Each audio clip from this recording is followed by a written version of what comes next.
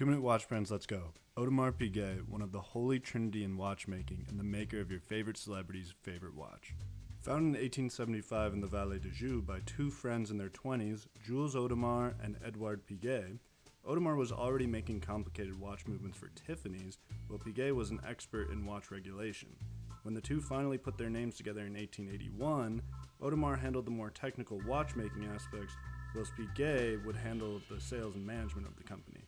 That division of labor worked wonders as we are now in the fourth generation of continuous family ownership. The company motto is to break the rules you must first master them, which is exactly what they did from the jump. In their first decade, 80% of their watches included at least one complication. Their complications and fine finishing would define the brand for the next 147 years, taking on some of watchmaking's biggest challenges. This included the world's first minute repeater wristwatch in 1892, the first jumping hour wristwatch in 1921, and the first skeletonized pocket watch in 1934. Even today, they continue to innovate in their Royal Oak concept line, which includes the first carbon case wristwatch with a carbon movement as well in 2007. But let's talk about that first ever minute repeater claim because it has quite a backstory. You see, Omega can also claim credit because the watch was actually commissioned by Louis Brandt, the head of Omega at the time, and it was an alteration of a JLC base movement, so JLC had a hand in it too, you could argue. Anyway, a lot of big names were involved in this very important historical piece. It was displayed in the 1893 Chicago World's Fair, but was excluded from competition because Louis Brandt's brother had been a juror at the previous Paris World Fair in 1889. Anyway, most agree AP did the real work and should get the credit. Being a client of AP has historically been a very special privilege.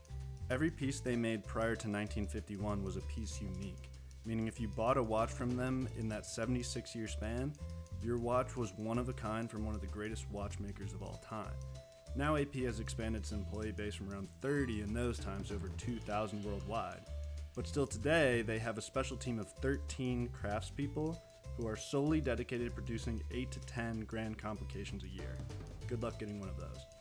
Of course, it's impossible to talk about AP without mentioning the Royal Oak, which is credited with helping to save the Swiss watch industry as a whole during the quartz crisis, a time when even the most blue-blood luxury watchmakers feared having to close their doors to make room for cheaper and more accurate watches being produced with battery power and quartz crystals.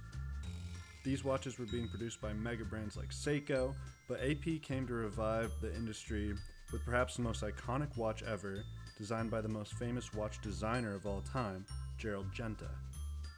He was tasked by AP with creating a completely unique waterproof sports watch and was given only one day to do so.